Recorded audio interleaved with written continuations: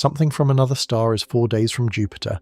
The news hasn't mentioned it, your government hasn't briefed you, and the chemistry coming off this object is so far outside anything recorded in a century of comet science that some of the world's most careful astronomers have gone very, very quiet. Methanol levels 120 times beyond normal. Emissions pouring from places they physically shouldn't be. Jets arranged with a geometry that nature doesn't usually bother with. 2 theories say this isn't natural at all. One says something is hidden inside. The other says it's already running. Stay with me until the end, because what you're about to hear will permanently change how you look up at the night sky. The clock is still running.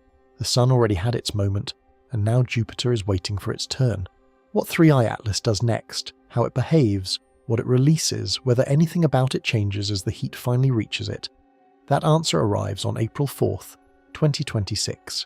Hit subscribe and stay close, because this is one of those genuinely rare moments where science gets to watch something it has never watched before. Part 1.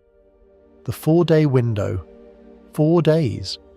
That's all the time we have left before something that has never happened in recorded human history happens again, and this time, the data coming off it is making some of the world's most experienced astronomers go unusually quiet. Right now, at this very moment, an object from outside our solar system is cutting through space at roughly 58 kilometers per second, closing in on Jupiter. It is not slowing down, it is not stopping. And in 4 days, on March 16th and 17th, 2026, it will skim the gravitational edge of the largest planet in our solar system, get bent by that planet's immense gravity, and then continue outward, forever, on a path that no human spacecraft will ever match. After that, it fades. The window closes, and whatever secrets it is carrying will leave with it. The object is called 3i Atlas. The 3i designation means it is the 3rd confirmed interstellar object ever detected inside our solar system. The first was 1i Oumuamua back in 2017. The second was 2i/Borisov in 2019, and now this. 3 visitors from the stars in less than a decade, after billions of years of recorded cosmic silence on the subject. Think about that timing for a moment. Currently, 3i Atlas sits at roughly 3.5 astronomical units from the Sun, which puts it in the stretch of space between the orbits of Mars and Jupiter. That distance sounds remote, but in astronomical terms it is practically on our doorstep. And what makes this particular moment so scientifically electric is not just where it is, but what happens when Jupiter gets involved. This is not a capture event. Jupiter is not going to grab 3i Atlas and pull it into orbit. What is going to happen is what astronomers call a gravitational deflection, and that sounds boring until you understand what it unlocks. When you know an object's path before a gravitational interaction, and then you measure its path after with extreme precision, you can work backward and calculate things you could not measure directly. Things like its mass, its momentum, its density, and whether any non-gravitational forces are acting on it. Non-gravitational forces. We will come back to that phrase because it matters more than you might think right now. Observatories around the planet are coordinating their schedules around this flyby window. The Vera C. Rubin Observatory, the Gemini Telescope, Subaru, the Very Large Telescope in Chile. They are all timing their observations to bracket this event, to get measurements just before and just after the Jupiter interaction. They are building the most precise orbital picture of an interstellar object ever assembled. Why? Because after Jupiter, 3i Atlas will never be this bright again. It will never be this close again. The data collection window is not weeks, it is days. Some of it is hours. We have watched comets fly past Jupiter before. We have seen solar system comets get disrupted, captured, shredded. But we have never watched an object that formed around another star interact with a giant planet in our own system. This is, in the most literal sense of the phrase, genuinely unprecedented. The physics textbooks being written right now will reference this window. The data collected in the next 96 hours will be cited for decades. And here is what makes the tension almost unbearable. We already know, before the flyby even happens, that this object is behaving strangely. Not slightly strangely, not within the margins. Strangely in ways that have forced astronomers to reach for explanations that do not yet exist in the standard models. The chemistry is wrong, the geometry is unusual. The orbital path raises questions that nobody has fully answered yet, and all of that was before Jupiter. For a quick refresher, because not everyone has been tracking this, An interstellar object is exactly what it sounds like. It is a body, a rock, a comet, a chunk of something that did not form in our solar system. It formed around another star, got ejected somehow, travelled through the interstellar medium, which is the cold, dark space between stars, and then wandered into our solar system's gravitational territory. We have confirmed 3 of these now. 3 in all of recorded history. The universe is 13.8 billion years old, and we have been watching the sky with modern instruments for roughly 100 years, and we have found 3 of these objects. Either they are genuinely rare, or we have been bad at finding them, or both. The conventional picture of a comet, our own solar system's comets, that is a frozen nucleus of ice and rock that warms as it approaches the sun, releasing gases in a pattern that scientists can model with confidence. The behaviour follows known physics. The chemistry reflects known solar system compositions. There is a baseline, a reference point, a century of data saying this is what comets do. 3i Atlas does not do that. The baseline does not apply. The reference points do not hold. And in 4 days, Jupiter is going to give us either answers or even more unsettling questions. There is a concept among astronomers called the final observation window, the point at which an outbound object becomes too faint, too distant, too gone for useful data collection. For 3i Atlas, that window is not next year. It is not next month. The Jupiter flyby is the peak of what we can see, and after that, the object is essentially lost to us forever. So ask yourself this. What do you do when you have 4 days left to study the most chemically anomalous object ever observed, right before it performs the one gravitational maneuver that could unlock its secrets, and the instruments are pointing, and the clocks are running, and some of the data already in hand suggests that our models of what comets are, what they can be, might need to be rebuilt from scratch? You pay attention. You take the next part seriously. Because the chemistry alone is going to make you question everything you thought you knew about what travels between the stars. And it starts with a single molecule. One molecule in a ratio so extreme that scientists had to check their instruments twice before publishing the result. Part 2. The methanol ratio that shouldn't exist. Something in the data did not add up, and the scientists running the numbers knew it immediately. The molecule was methanol. The ratio was somewhere between 70:1 and 120:1 compared to hydrogen cyanide, and that number, sitting quietly in a dataset published on a scientific preprint server months before most people heard about it, is one of the most anomalous measurements in the history of comet chemistry. To understand why that number matters, you need to understand what the ALMA telescope is and what it does. ALMA stands for the Atacama Large Millimeter/Submillimeter Array, and it sits at roughly 5,000 meters above sea level in the Atacama Desert in Chile. It is not one telescope, it is 66 individual radio antennas working together as a single instrument, and it operates in a part of the electromagnetic spectrum that is almost uniquely suited to detecting the molecular fingerprints of chemicals in space. When a molecule in a comet's coma, the cloud of gas and dust surrounding the nucleus, vibrates and rotates, it emits radiation at specific frequencies, like a chemical signature. ALMA reads those signatures with extraordinary precision. It does not take photographs of comets. It reads their chemistry like a doctor reading a blood panel. And the blood panel on 3i Atlas came back very strange. In a typical solar system comet, the ratio of methanol to hydrogen cyanide, 2 molecules that scientists use as reference markers for organic chemistry in comets, runs in a certain range. It is not perfectly uniform because comets vary, but there is a recognizable zone of normality built up from decades of observation. Most comets cluster within a factor of perhaps 2 or 3 of each other on this ratio. Think of it like blood pressure.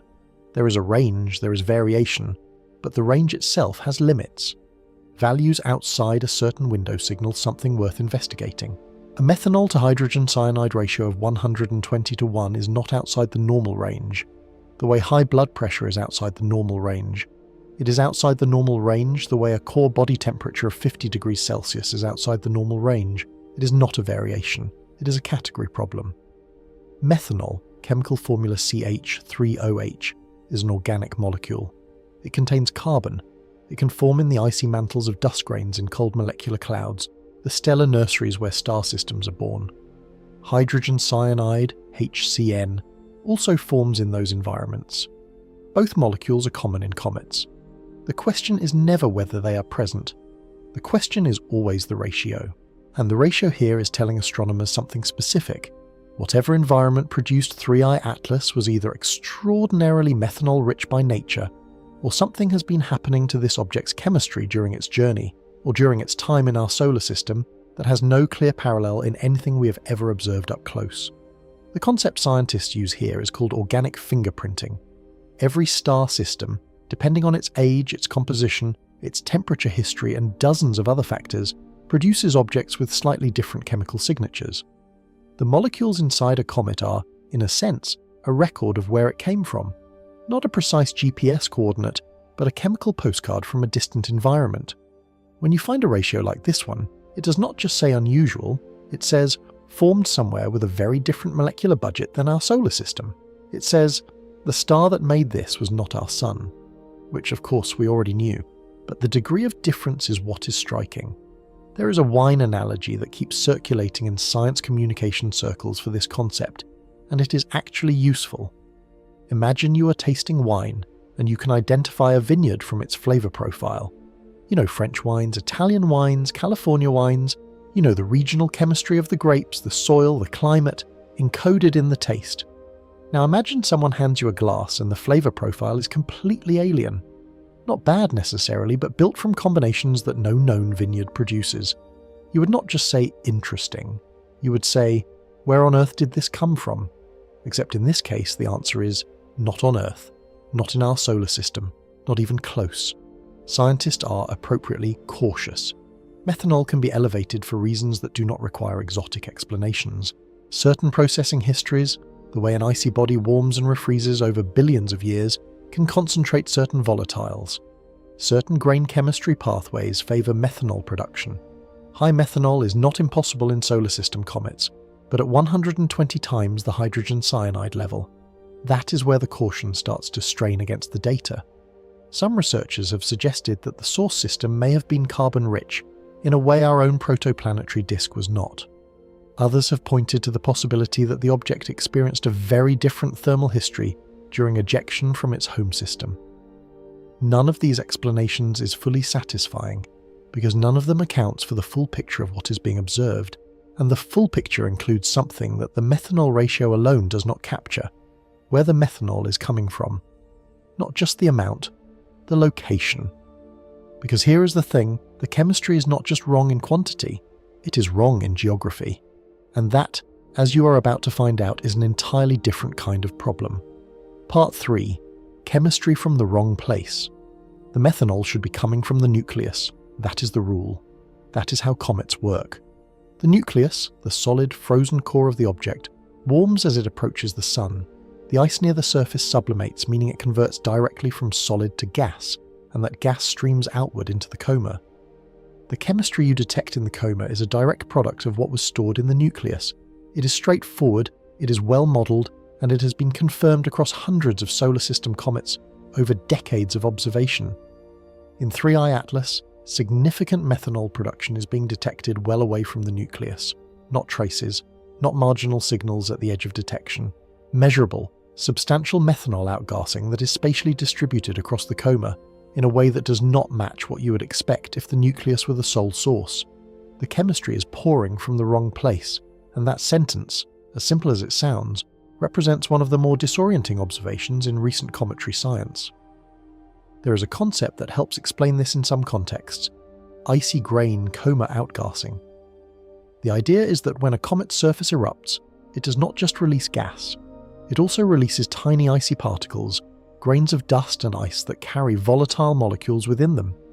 These particles can travel outward into the coma and continue sublimating as they absorb sunlight, releasing their molecular cargo at distances far from the nucleus. In effect, they behave like miniature comets scattered through the comet's own atmosphere. This is not new physics. Extended emission sources have been documented in solar system comets before, but the scale and pattern of what is being observed in 3I Atlas pushes beyond what icy grain outgassing typically explains. The distribution of methanol in the coma shows a sunward concentration, more of it on the side facing the sun, which aligns with what you would expect from sublimation-driven processes. That part makes sense. What does not fully reconcile is the degree to which the emission is decoupled from the nucleus at the intensities being measured. Even accounting for grain populations and their sublimation behaviour, the numbers require either an unusually large population of methanol-rich grains, or additional processes contributing to the extended source, or both. Earlier in its inbound journey, data from the James Webb Space Telescope captured the behaviour of carbon dioxide in the object's coma. CO2 activity was detectable at distances from the Sun where it is more typically suppressed in solar system comets, suggesting that 3I Atlas has either an unusually abundant CO2 reservoir or an unusual distribution of that ice within its structure. That earlier observation foreshadowed what ALMA would find later. This object does not distribute its chemistry the way our models expect. The chemistry is structured differently, released differently, and located differently than anything in the standard reference library. The question this raises is a subtle but important one. If the chemistry is not simply sublimating off a warm nucleus in a straightforward way, then what is driving it? One possibility is that chemical reactions are occurring within the coma itself, not just the release of pre-existing molecules, but the active production of new ones through reactions between particles and gases in the coma environment. Coma chemistry, as opposed to nuclear sublimation, is a real phenomenon. It happens. But it typically occurs at levels that are distinguishable from what is observed here, and it does not, on its own, easily explain the methanol excess. There are historical cases in solar system comet science that offer partial analogies. Comet Hyakutake showed extended hydrogen emission. Comet Hale-Bopp had distributed sources of certain organic molecules that challenged simple nuclear sublimation models. Each of those objects pushed the boundaries of the models available at the time and forced revisions, but they were solar system objects, with solar system chemistry, following solar system formation histories. 3I Atlas brings a completely foreign chemical profile to these already complicated questions. And then there is the sunward distribution itself, the fact that the methanol is not symmetric, not random, but oriented toward the sun in a way that differs from the hydrogen cyanide distribution. That asymmetry is informative. It is telling you something about the physics of how these different molecules are being released, from where in the coma structure and under what conditions. The hydrogen cyanide and the methanol are separating from each other spatially, which suggests they are not coming from the same source in the same way, even though both are present. Two molecules in the same cloud, behaving according to different spatial rules. That is not what you expect from simple cometary sublimation of a well-mixed nucleus. What does it mean if chemistry is being manufactured, or at least processed, in the space around the nucleus rather than simply emerging from it? What does it mean if the coma of an interstellar object is not just a passive cloud of outgassed material, but an active chemical environment? These questions do not have settled answers. The models are being revised in real time, and some of the scientists working on this are quietly asking a further question, one that they are very careful about framing, because the next layer of the mystery is not just about chemistry, it is about structure. Specifically, the structure of the jets. Part 4, the jet geometry problem. Hubble looked at 3I Atlas and found jets. That is not surprising, comets have jets. Volatile rich regions on a comet's surface erupt when warmed by sunlight, sending streams of gas and dust outward in focused columns. Hubble has imaged jets in many solar system comets, and they are characteristically irregular, chaotic products of an uneven surface topography, variable composition patches, random rotation dynamics. Comet jets look organic in the messiest sense of the word. They look like nature, which is exactly why the jets on 3I Atlas caught people's attention. The jets that Hubble resolved were symmetrical, periodic, and evenly spaced. Symmetrical, periodic, evenly spaced. If you are a comet scientist, those three words in that sequence are not what you expect to write in your observational notes. Symmetrical implies a geometric regularity that chaotic surface conditions do not normally produce. Periodic implies a timing structure, likely connected to the object's rotation period, where the same jet sources come back into sunlit positions at regular, consistent intervals. And evenly spaced implies a spatial distribution that looks, when visualized, less like the surface of a dirty snowball and more like something that was arranged. Before going further, and this matters, there are natural explanations for all of these features individually. A very stable, well-defined rotation axis can produce periodic jet behavior. If the active surface regions happen to be distributed in a geometrically regular pattern, and this can occur through natural processes of differential erosion and outgassing over time. They could produce a visually symmetric jet pattern. These are not impossible observations within the framework of natural comet physics. They are unusual, but individually explainable. The issue is that they are all appearing together. The full combination, the symmetry, the periodicity, the spacing, in an object that already has anomalous chemistry, an anomalous orbital path, and anomalous coma emission structure, is what makes the picture collectively strange. Each piece has a natural explanation. The ensemble is harder to dismiss. The rotation period embedded in the jet periodicity is itself informative. Objects that have been travelling through interstellar space for potentially millions of years and have experienced the buffeting of outgassing forces, gravitational encounters with other star systems, and the mechanical stresses of extreme cold do not always maintain stable rotation axes. A very stable rotation axis in an interstellar object is not impossible, but it requires either a very favourable structural history or a very simple internal architecture, or something else. Polarimetric studies of 3I Atlas, observations that measure how light reflects off the coma particles and what that reflection pattern reveals about particle shape and composition, have returned results that suggest unusual surface or grain properties compared to solar system comets. Particles in the coma appear to have optical behaviours that deviate from the dust grain models calibrated on known cometary material. Put the jets and the polarimetry together and you are looking at an object whose surface structure produces geometrically orderly emissions, and whose coma particles reflect light differently than anything in the reference catalogue. These observations inform each other. If the surface is structured differently, if it is made of material with different optical and mechanical properties than solar system comet nuclei, then the jet geometry and the polarimetric anomalies might share a common cause. Now, to be completely direct with you, the internet has run rather far with the jet geometry observations. Various online communities have described the jets as evidence of artificial construction, thruster arrays, structural apertures, and other things that require heavy speculation and zero supporting evidence. The mainstream scientific response to these interpretations is uniform and clear. There is no observational evidence for artificial structures in the jet data. What there is unusual geometry that demands explanation within a natural framework, and that framework is still being developed. What the jet geometry does unambiguously tell us is something about the internal structure of the object. Jets that behave periodically and emerge from stable locations constrain where the volatile-rich regions are and how the object is rotating. This is useful, hard science. It tells you about the distribution of ice inside the nucleus, which is genuinely new information about what an interstellar comet can look like on the inside. And here is the thread that needs following. Natural explanations still compete. They are not exhausted, they are not eliminated, but the pattern of anomalies, the chemistry, the coma distribution, the orbital geometry, and now the jet structure is growing. Each piece has a natural answer.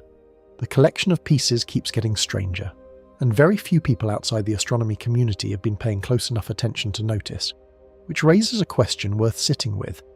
Why has this story been so quiet for so long? Part 5. Why this story quietly exploded in astronomy circles. The ALMA results did not appear first on the evening news. They appeared on Archive, which is pronounced archive, the preprint server where astronomers post their findings before they go through formal peer review. The data was there, sitting in public view, available to anyone with an internet connection, and enough background to pass the scientific notation. It sat there for months, and during those months, the mainstream press was largely silent. This is not a conspiracy. It is a feature of how science communicates, and it matters for understanding why a story this significant can be simultaneously known within a professional community and invisible to everyone outside it. Peer review takes time, journals have queues, editors require revisions. The gap between scientists have this result and the public reads about this result can run from weeks to many months, and during that gap the information technically exists but effectively does not, for anyone not actively monitoring scientific preprint servers. When coverage did finally arrive, it arrived in clusters. A few science journalists picked up the ALMA methanol story, it moved through science-adjacent media, and then it hit the broader press. But by the time it arrived in most people's feeds, the information had already been discussed, debated, and partially contextualized within scientific circles. The public version was arriving late to a conversation that had already been going on. Compare this to the media cycle around One-Eye Oumuamua in 2017. That object triggered an enormous press response almost immediately, partly because its unusual shape and non-gravitational acceleration became the subject of a high-profile hypothesis from a Harvard astronomer suggesting possible artificial origin. The controversy created coverage. The coverage created attention. 2I/Borisov in 2019 received coverage, but was quickly identified as commentary and somewhat less strange, and the story faded faster. 3I Atlas has produced the most extensive dataset of any interstellar object so far, and the public conversation about it has been, relative to the science, remarkably muted. Part of this is scientific caution, which is a genuine and appropriate feature of how the community operates. When results are anomalous, scientists are slower to speak. They check the instruments. They run the analysis again. They look for systematic errors. They consult colleagues. They wait for independent confirmation. This is not evasion. It is rigor. But rigor looks like silence to a public that is accustomed to press conferences when something big happens. Social media has filled the gap, and in filling it, it has created a parallel information environment where the separation between confirmed observations and speculation is not always maintained. Posts about the jet geometry circulate without the caveats that accompany the peer-reviewed versions. The methanol ratio travels through platforms stripped of the error bars and the uncertainty ranges that scientists attach to it. The orbital statistics get quoted without the discussion of selection effects and sample size limitations. The result is a public picture of 3I Atlas that is simultaneously more dramatic than the scientific consensus and less specific than the actual data. The reality check, though, is this. The data is real. The anomalies are confirmed. Multiple independent instruments, ALMA, Hubble, James Webb, ground-based spectrographs, are producing converging results that agree in their strangeness. This is not one telescope having a bad night. This is not one scientist misreading a dataset. The scientific community is paying close attention to 3I Atlas. The observations are being published, presented at conferences, circulated among researchers. The caution is about interpretation, not about the data itself. The multi-wavelength observation campaign is extraordinary in scope. Hubble is providing imaging. James Webb has provided infrared and molecular data. ALMA is providing sub-millimeter chemical mapping. Ground-based telescopes are providing photometry, spectroscopy, and astrometry. This is the most comprehensively observed interstellar object in history, by a wide margin. Every anomaly that has emerged because the instruments are good enough to find it. This was not possible with One-Eye Oumuamua, which was detected late and faded before most observatories could train on it. 3I Atlas has been observed in detail no prior interstellar object has received. So the quiet is not because nothing is happening. The quiet is because the community is working, and working fast, and some of what they are finding is difficult to contextualize inside existing frameworks. And that is actually the interesting version of events. When the scientists are the ones going quiet, it is usually because they are doing the most careful kind of thinking. The question is what they are going to say when they are done thinking. And some of that thinking is being done right now, in the days leading up to the Jupiter flyby, against a backdrop of orbital data that raises its own very specific set of questions. Questions that start with a number, 5 degrees. Part 6. The alignment that statistically shouldn't happen. 3I Atlas is travelling in a retrograde orbit. That means it is moving in the direction opposite to the general flow of solar system objects, planets, asteroids, most comets, which orbit the Sun counterclockwise when viewed from above the solar North Pole. 3I Atlas goes the other way. That alone is not remarkable for an interstellar interloper. An object arriving from outside the solar system can arrive from any direction at all, with no preference for our local orbital conventions. What is remarkable is its inclination. The inclination of an orbit describes how tilted it is relative to the ecliptic plane, which is the flat disk defined by Earth's orbit around the Sun. An object with an inclination of 0 degrees travels exactly in the ecliptic plane. An object with an inclination of 90 degrees travels perpendicular to it. A retrograde orbit combined with the object's specific tilt produces an effective orbital inclination relative to the ecliptic of approximately 175 degrees. which means 3i Atlas is travelling almost exactly in the ecliptic plane, but backward. It is within roughly 5 degrees of perfect ecliptic alignment while moving in retrograde. Think about what that means geometrically. An object falling in from interstellar space has no reason to align itself with the plane of our solar system. The ecliptic is a local structure, defined by the angular momentum of our Sun's protoplanetary disk 4.6 billion years ago. An object arriving from another star system, ejected from its home system by gravitational dynamics, wandering through interstellar space for potentially millions or billions of years, arriving at our solar system from a random direction. That object should have no particular preference for the ecliptic plane. The probability distribution for inclinations of random interstellar arrivals should be spread across the sphere. You would expect to see objects coming in from steep angles as often as shallow ones. 1i, Oumuamua, had an inclination of approximately 122 degrees relative to the ecliptic. 2i/Borisov came in at approximately 44 degrees. Both of those are significantly tilted relative to the plane. 3i Atlas, at its effective inclination of approximately 175 degrees, is in a completely different category. It is the most ecliptic-aligned interstellar object ever detected, by a wide margin, and it is also the only one with a retrograde trajectory that closely mirrors the ecliptic plane. The statistical question this raises is a genuine one, and astronomers are careful about how they frame it because the sample size is only 3. 3 objects is not enough to establish a pattern. One anomalous orbital geometry in 3 observations might be chance, but it is still worth asking. If you drew 3 random lines through a sphere, what is the probability that one of them would fall within 5 degrees of a specific reference plane? Roughly 5%. Not impossible, but notable. There are natural explanations being considered. Galactic streams, concentrations of stellar motion in the Milky Way that influence where ejected objects come from, could preferentially send material toward our solar system from directions that happen to produce certain arrival geometries. The galactic plane and the structures within it are not isotropic. Material does not arrive randomly from all directions with equal probability. So some clustering of interstellar object arrival geometries might be expected once you account for the structure of our galactic neighbourhood. Jupiter's role in this geometry is part of what makes the coming flyby so significant. The ecliptic alignment means 3i Atlas is interacting with Jupiter in the same plane that Jupiter's own orbit inhabits. The flyby geometry is not a glancing encounter at a steep angle. It is an in-plane encounter, which maximizes the gravitational leverage Jupiter has on the trajectory. The bending that results will be more pronounced, the astrometric signal will be stronger, and the post-flyby orbital solution will be more constrained. In other words, the alignment that looks statistically odd is also the alignment that makes Jupiter most useful as a measuring instrument. Whether that is a coincidence, a reflection of real galactic structure, or something else entirely is a question this flyby will help answer. Probably.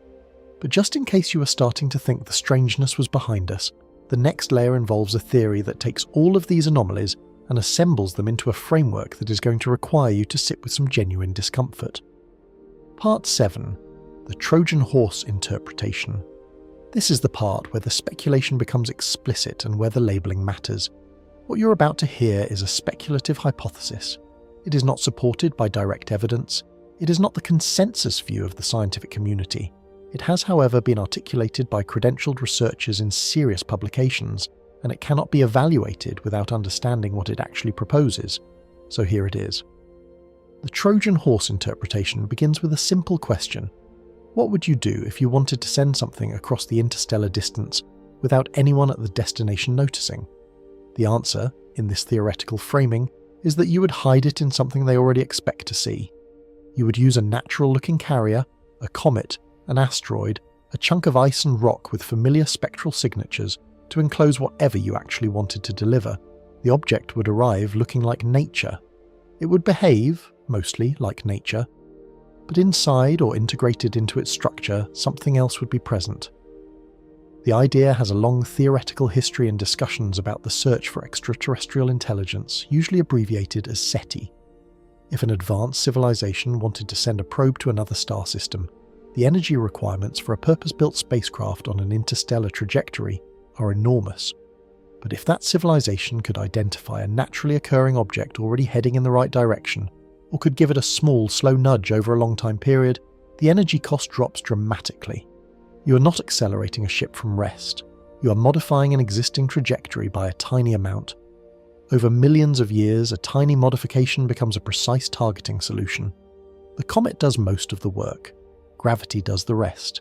The theoretical version of this idea suggests that the interior of such a carrier might contain a payload designed to activate under specific conditions, near a star for instance, or near a certain type of gravitational interaction, or near a planet with the right magnetic field properties.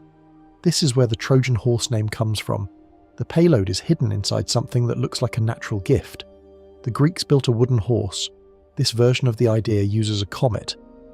Against this framework, certain features of 3I Atlas acquire a new interpretive colour, the orbital alignment that brings it through the ecliptic plane for maximum Jupiter interaction, the jet geometry that looks more regular than expected, the chemistry that does not match the molecular budget of our solar system, the Comet emission that comes from the wrong locations. In isolation, each of these is a scientific anomaly with natural candidate explanations. Together, through the lens of the Trojan Horse hypothesis, they become a coherent if highly speculative picture. The mainstream scientific response to this framing is clear and should be stated plainly. There is no direct evidence of artificial construction in any observation of 3I Atlas. The anomalies are real, but anomalies are not evidence of intent. The chemistry is unusual but not impossible by natural processes. The jet geometry is striking but within the range of what strange natural objects can produce. The orbital alignment is statistically notable, but not statistically impossible. Science requires positive evidence for extraordinary claims, and that evidence does not currently exist. What the Trojan Horse hypothesis is good for, even in the absence of supporting evidence, is as a framework for asking sharper questions. If you were looking for evidence of a hidden payload, what would you measure? What signatures would distinguish a natural comet nucleus from a structured interior? What observations during or after the Jupiter flyby might reveal something anomalous about the object's response to gravitational and tidal forces? These are questions that good science can engage with even when the hypothesis generating them is speculative. And some scientists are engaging with them carefully, precisely because the anomalies justify careful attention. The psychological weight of this idea is real and worth acknowledging. The human brain pattern matches. It finds intention in structure. It reads geometry as purposeful. This is both a feature and a vulnerability of human cognition, and it means that irregular objects with unusual features will always generate interpretations that assign intent where none may exist. The history of SETI is littered with signals that turned out to be natural, and with objects that turned out to be ordinary once understood more fully. This may well be another one of those cases, but it also might not be. And that uncertainty, in the context of 4 days until Jupiter, in the context of measurements that confound standard models, in the context of an object from another star system that we will never see again, that uncertainty is not nothing. The Trojan Horse theory says something is hidden inside. The sentinel theory says whatever is inside is already running. Part 8. Interstellar hitchhiking. Water is everywhere in the solar system. It is in comets, it is in asteroids, it is in the rings of Saturn, it is locked in the ice of moons from here to the edge of the system. And water, as any chemist will tell you, is not just biologically useful, it is energetically useful. You can split water into hydrogen and oxygen through a process called electrolysis, run an electrical current through it, and you get 2 hydrogen atoms and 1 oxygen atom. Hydrogen is a rocket propellant, oxygen is the oxidizer that lets it burn.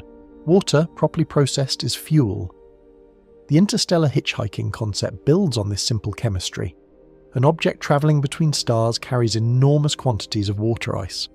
If you wanted to use that object as a transport platform, if you wanted to match velocities with it in its home system, ride it through the interstellar crossing, and then separate from it on arrival, you would need onboard energy and propellant for manoeuvring.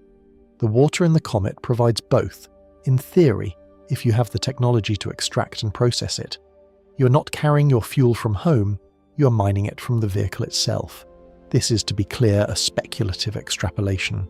No human technology currently exists that would allow this at interstellar scales. But the point of the hitchhiking concept is not to describe what current human technology can do. It is to describe what any sufficiently advanced technology might be able to do, given enough time and enough motivation. The constraints here are physics, not engineering, and physics does not prohibit this. Real propulsion concepts that are being seriously developed on Earth offer some context for why this idea attracts attention beyond the purely speculative fringe. Solar sail technology, propulsion driven by the radiation pressure of light, has been demonstrated in actual spacecraft. The Japanese Ikaros mission in 2010 successfully used a solar sail. The Planetary Society's LightSail 2 mission in 2019 demonstrated controlled solar sail flight. Solar sailing requires no propellant at all, just a large reflective surface and access to sunlight. Over long distances it works. For an interstellar crossing, where there is no solar wind and no radiation pressure, you would need a directed energy source, a laser beam aimed at the sail from the home system. That is more speculative, but not impossible. Hydrogen plumes have been noted in observations of 3I Atlas, and this is where the hitchhiking narrative connects to the actual data. Hydrogen emission from comets is common. Water photodissociates in sunlight, releasing hydrogen atoms that form a large diffuse cloud around the object. This is normal cometary behavior. The question is whether the hydrogen signature in 3I Atlas is consistent with normal water outgassing, or whether there is an anomalous component. The current observational data does not establish an anomalous hydrogen signal, but the question has been asked, and it is being looked at. The energy budget for interstellar hitchhiking, if you try to calculate it from realistic physical parameters, is extremely demanding. Matching velocities with an interstellar object in its home system requires enormous energy. The object is moving fast. 3I Atlas entered our solar system at roughly 58 kilometers per second, which is an interstellar velocity. To reach it, you need to first accelerate to a comparable speed, using something. To then maneuver near it requires additional delta V. The water fuel idea helps with the in-system maneuvering phase, but does not solve the fundamental problem of the initial acceleration, unless you have a directed energy system at the home star, which brings you back to the solar sail concept, scaled up by orders of magnitude. The cultural pull of the cosmic hitchhiker narrative is real and worth examining. There is something deeply compelling about the idea that the universe might have biology or technology that uses its own natural structures, comets as ships, gravity as navigation, stars as launch pads. In the same way, evolution uses existing molecular machinery rather than inventing from scratch. It is a vision of life that is continuous with physics rather than fighting against it. It is life that flows with the grain of the universe. Whether that vision is true or not, it is aesthetically powerful in a way that influences how people receive these anomalies. The chemistry, the jets, the orbit, they all fit a little too neatly into the narrative. Or do they? Because the sentinel theory does not say something is hitchhiking. It says something is actively navigating. Part 9. The Sentinel Hypothesis. A probe that is already running looks, from the outside, exactly like a comet. Sit with that sentence for a moment before moving past it, because it contains a logic that is more rigorous than it might initially appear. It is not wishful thinking. It is not the opening move of a conspiracy theory. It is a straightforward engineering constraint that applies to any sufficiently advanced system designed to travel undetected across interstellar distances and arrive at a destination without announcing itself. If you wanted to send something between the stars, and you wanted it to survive the journey and complete whatever task it was designed to complete, the single most important design requirement would not be speed or power or computational sophistication. It would be invisibility. Not optical invisibility in the science fiction sense, but functional invisibility. The kind that comes from looking exactly like something the observers already expect to see, and have long since stopped finding interesting. A comet is perfect for this purpose. Comets are common. They are chemically complex, which means unusual molecular signatures can be embedded in their chemistry without immediately standing out as impossible. They are physically variable, which means unusual geometry or rotation behavior has natural candidate explanations that scientists will exhaust before reaching for exotic ones. They follow trajectories that, while each one is unique, fall within a range of behaviors that orbital mechanics can accommodate without requiring new physics, and they are, crucially, expected. When a telescope detects a new comet, the default assumption is that it is a comet. The burden of proof for any other interpretation is high, as it should be. A probe that arrives looking like a comet benefits from every assumption that scientists correctly make about the overwhelming probability that any given cometary object is exactly what it appears to be. Active concealment, whether achieved by deliberate design or simply by the physics of what an advanced propulsion system happens to look like from a distance, would produce an object that emits molecules consistent with cometary chemistry, reflects light in a way consistent with cometary surface properties, and follows a trajectory that, while it might be statistically unusual, remains within the range of what natural dynamics can produce. The concealment does not need to be perfect.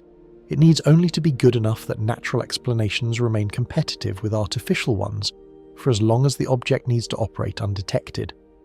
Given that 3I Atlas will be beyond useful observation range within weeks of its Jupiter flyby, the concealment window required is not long, a few months, long enough for the object to complete whatever gravitational interaction was the purpose of the visit, if the sentinel hypothesis is correct, and then exit before the scientific community reaches any definitive conclusions.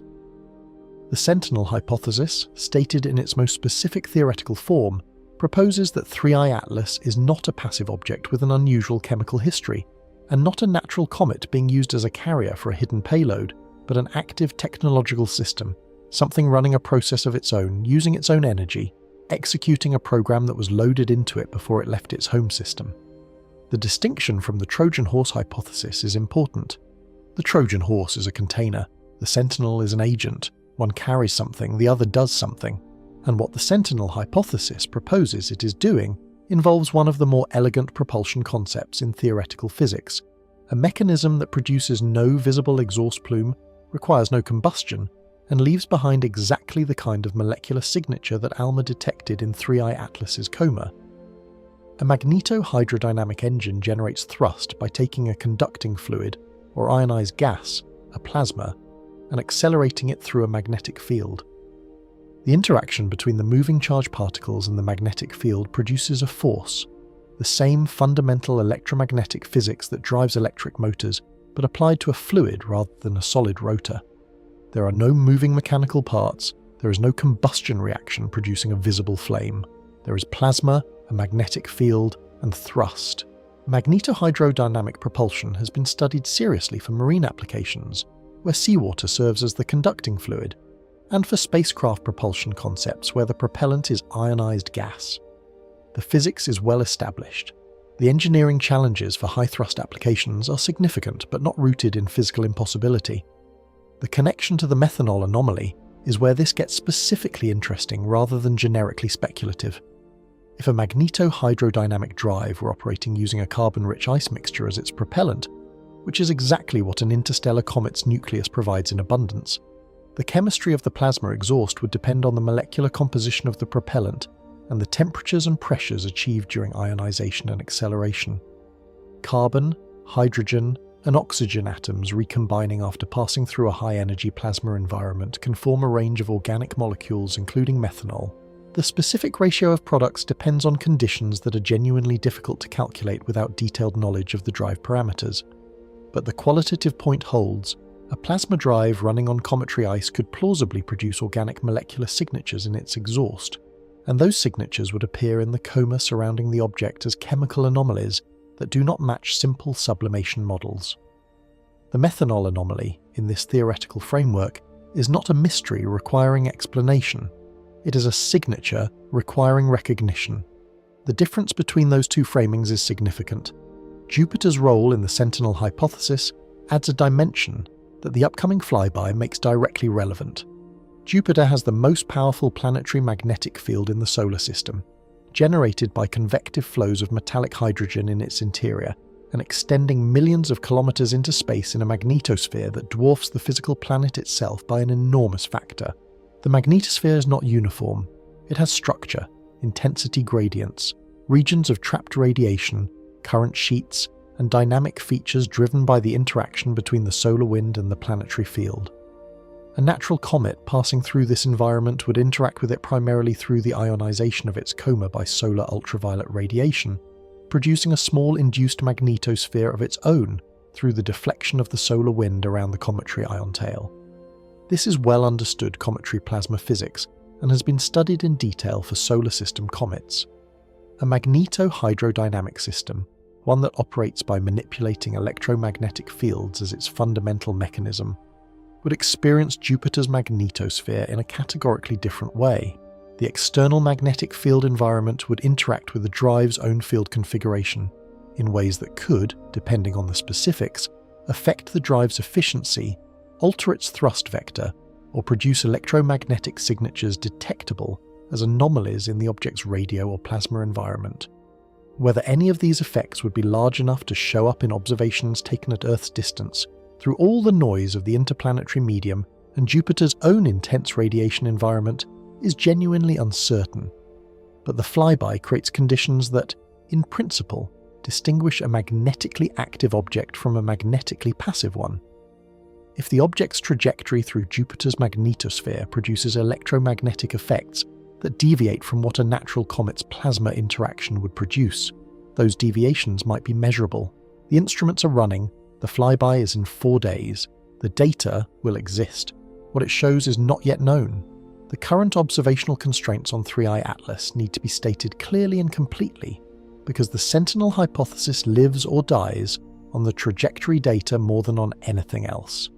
Non-gravitational acceleration, meaning measurable deviation of an object's trajectory from the path predicted by gravity alone, was the central anomaly in 1I Oumuamua and the observation that drove the most serious scientific engagement with artificial origin hypotheses for that object. Oumuamua's non-gravitational acceleration could not be explained by cometary outgassing because Oumuamua showed no detectable cometary activity, no coma, no tail, no molecular emission signatures. The acceleration was there. The natural explanation for it was absent. For 3I Atlas, the situation is different. The object is abundantly active, producing a substantial coma with confirmed molecular emission across multiple species. Outgassing pressure, the force produced when volatiles sublimate from the nucleus and stream outward, is a real non-gravitational force that affects cometary trajectories in ways that must be modelled and removed from the orbital solution to get the gravitational trajectory. For 3I Atlas, the preliminary orbital solutions have not identified non-gravitational acceleration beyond what the observed outgassing activity can account for. This is an important constraint. It does not confirm the sentinel hypothesis, obviously, but it also does not confirm an anomaly that would demand the hypothesis. The trajectory so far is explainable. What changes after the Jupiter flyby is the precision of everything. The gravitational interaction with Jupiter is, in effect, a very precise measurement instrument. By comparing the pre-flyby trajectory with the post-flyby trajectory and removing the expected gravitational effect of Jupiter calculated from its known mass and the geometry of the encounter, any residual deviation becomes visible at a level of precision that pre-flyby astrometry cannot achieve. If there is a non-gravitational force acting on 3I Atlas that outgassing models do not fully account for, the Jupiter data is where it will most likely emerge. Post-flyby orbital solutions will be significantly more constraining than anything currently available. The anomaly window either opens or closes in the next few days. The sentinel hypothesis remains, to be unambiguous about this, entirely in the territory of speculation without supporting evidence. The scientific community's treatment of it as an exotic hypothesis, requiring positive evidence before serious engagement, is correct and appropriate. Extraordinary claims require extraordinary evidence, and no extraordinary evidence has been presented. What the hypothesis is genuinely useful for, separate from the question of whether it is true, is the precision of the questions it forces onto the observational agenda. Not, is this a probe, which is a question current instruments cannot definitively answer, but how would we know if it were, which is a question with real observational content. What would an active propulsion system look like in coma chemistry data? What would controlled orientation look like in jet periodicity measurements? What would a magnetically active system look like in plasma environment observations during a Jupiter flyby? These are questions that sharpen the scientific program regardless of whether the hypothesis motivating them is correct. Good questions are worth asking, even when they come from uncomfortable places. And the place this story is heading next is considerably more uncomfortable still. Part 10. The nanomachine swarm scenario. The furthest edge of the speculative landscape looks something like this. Forget the payload hidden inside the nucleus. Forget the drive system running quietly in the core. Set aside the Trojan Horse and the Sentinel, and every theory that imagines a single coherent machine operating from a central location inside a comet-shaped shell. Instead, imagine something more unsettling precisely because it is more difficult to detect, more difficult to rule out, and more consistent with the direction that the most advanced thinking about technology actually points. Imagine not a machine. Imagine a cloud of machines. Millions of them. Billions of them. Each one operating at a scale so small that no telescope currently in existence could resolve it individually. Each one primitive in isolation. All of them, collectively, intelligent.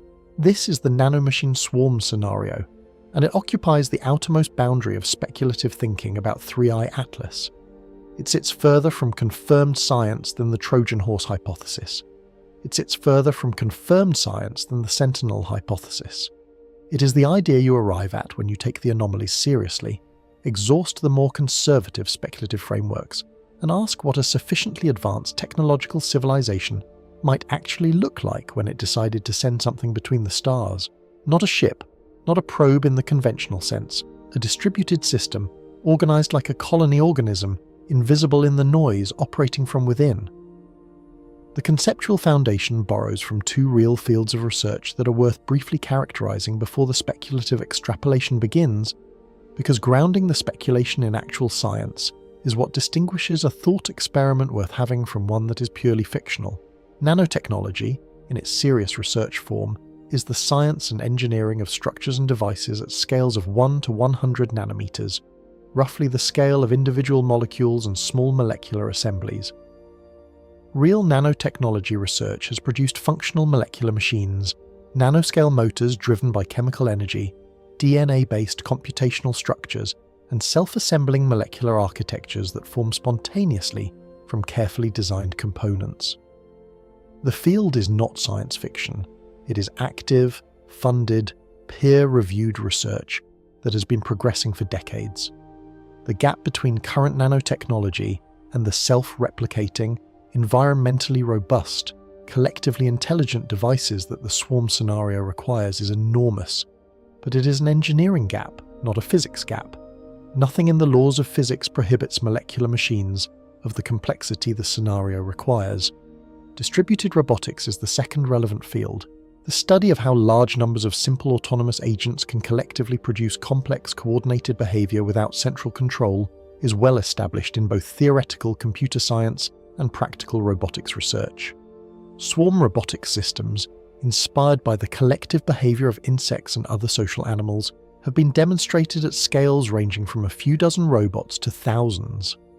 The principle that intelligence and capability can emerge from the collective behavior of individually simple agents, rather than residing in a single complex central unit, is not speculative.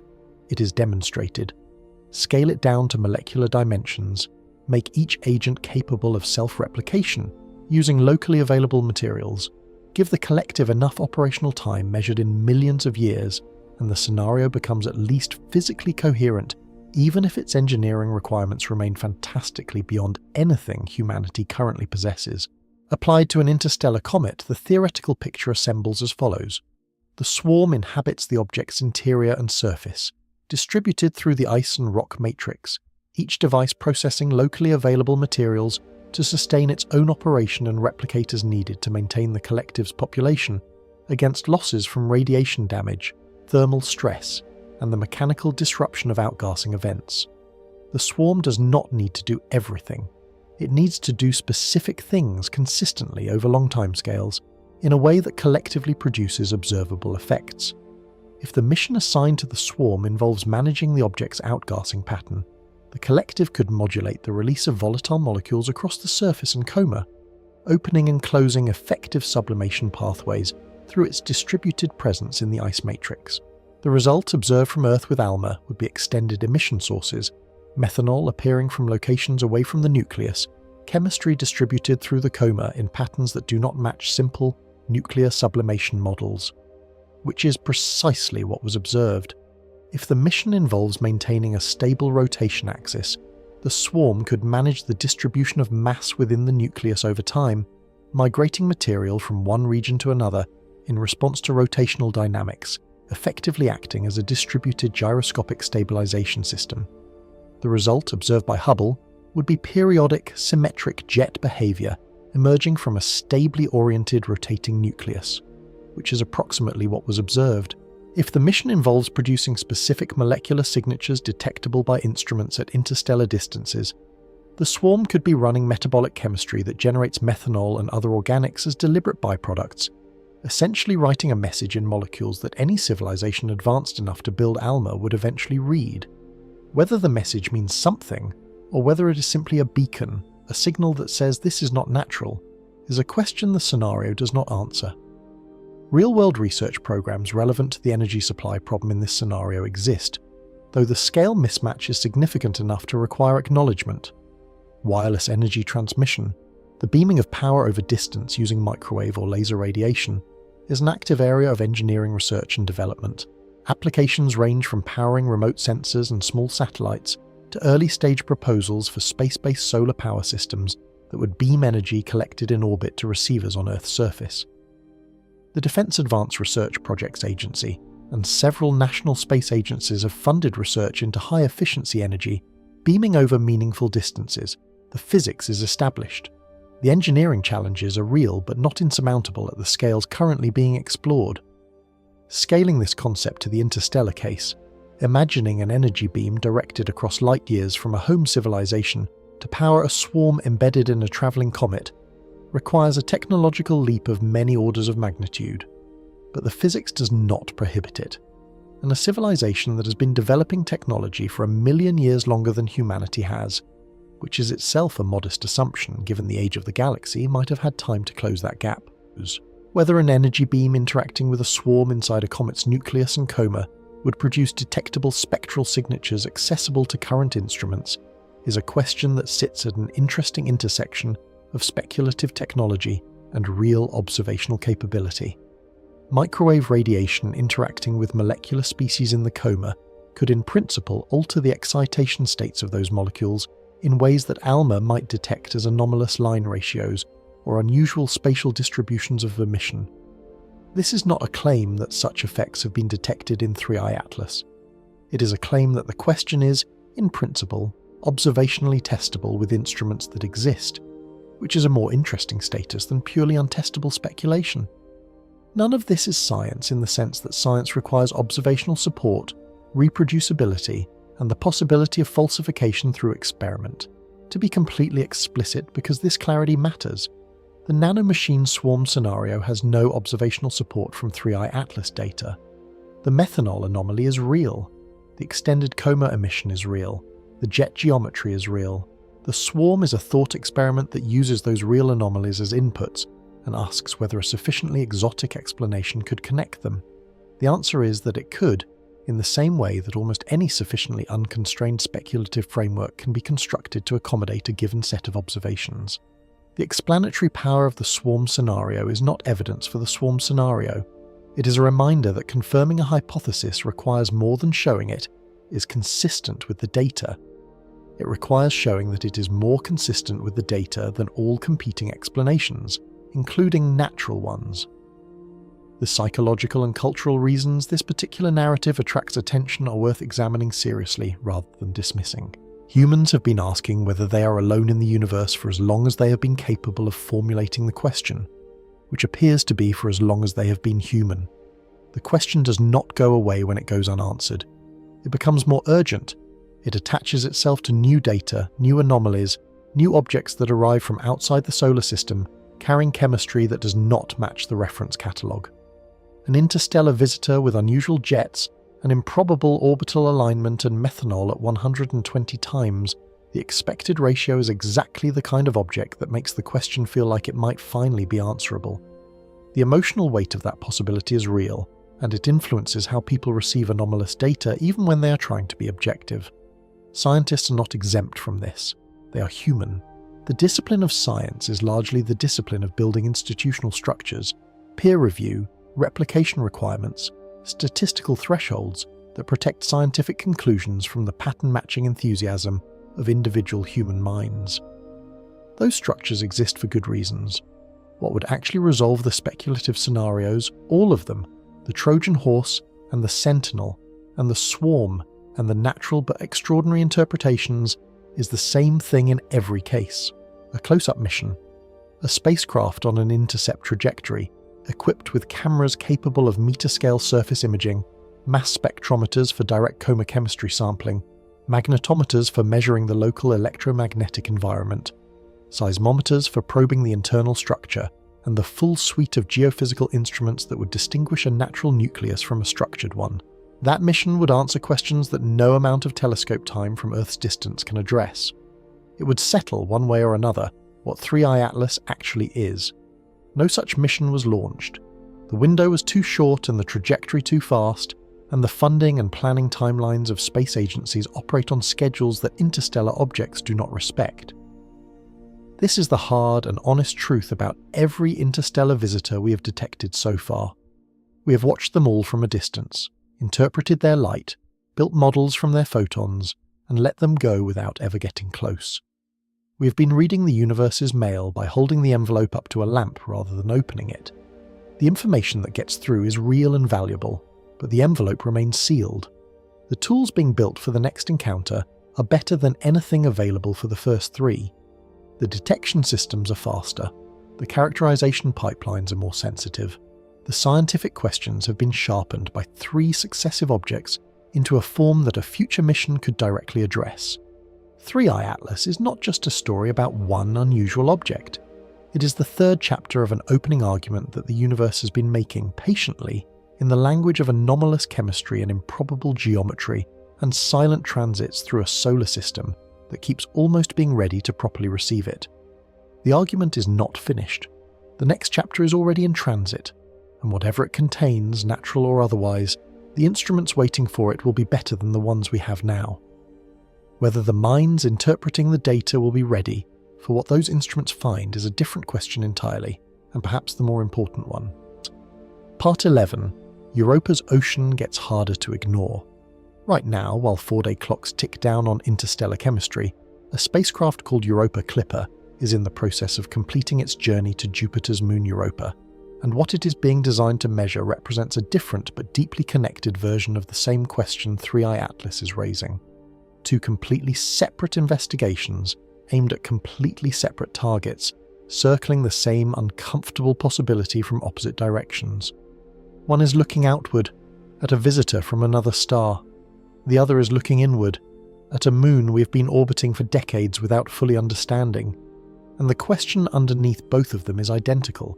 Is the chemistry that makes life possible something that happened once, here, by accident? Or is it something the universe does routinely everywhere, whether we are watching or not? Europa keeps not going away. Every time someone looks at the data on this moon, it makes the same uncomfortable suggestion. The conditions for life, as far as we understand them, appear to exist there. Not in some marginal, technically possible, stretch the definition way.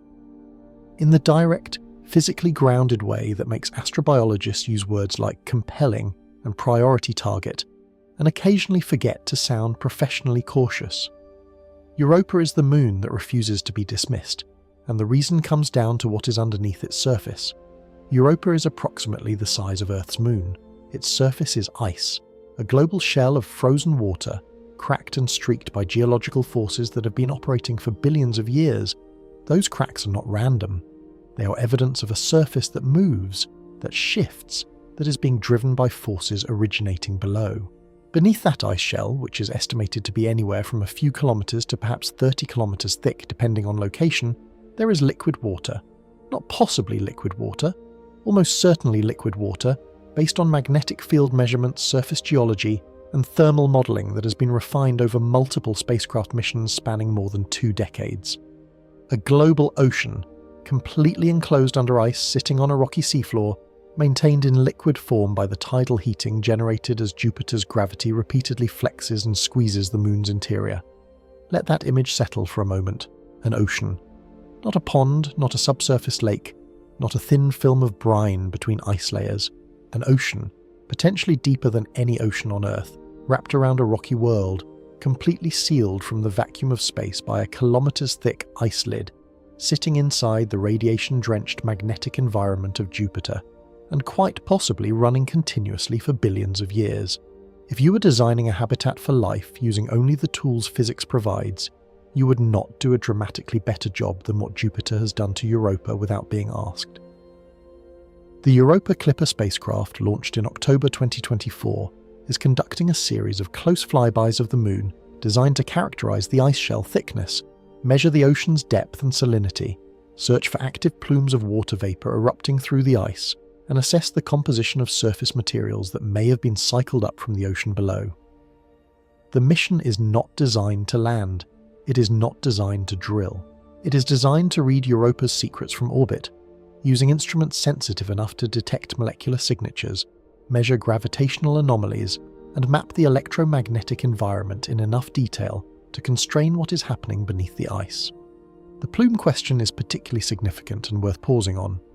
If Europa is actively venting ocean water into space, and there is observational evidence from Hubble suggesting that it does, or has at some point in recent geological history, then the ocean's chemistry is in principle accessible from orbit, without any need to drill through 30 kilometers of ice. A spacecraft flying through an active plume could, in principle, sample ocean water directly. It could measure the salinity, the organic content, the acidity, the presence of compounds that only biology produces. The ocean floor of Europa, which no instrument will visit for decades if ever, might reveal its chemistry through the plumes it sends into space. Europa might be willing to share if you ask with the right instruments at the right altitude. Why does this connect to an interstellar comet with anomalous methanol levels and strange jet geometry? Because the question underneath both stories is the same. The question is whether the chemistry that underlies life, organic molecules, liquid water, energy sources, is a local accident unique to Earth, or a cosmic pattern that plays out wherever the conditions allow. 3I Atlas arrives from another star system carrying organic chemistry that exceeds anything found in our own solar system's comets, by a factor that forced astronomers to check their instruments. Europa sits in our own solar system with a liquid ocean that may have been running continuously since before complex life existed on Earth.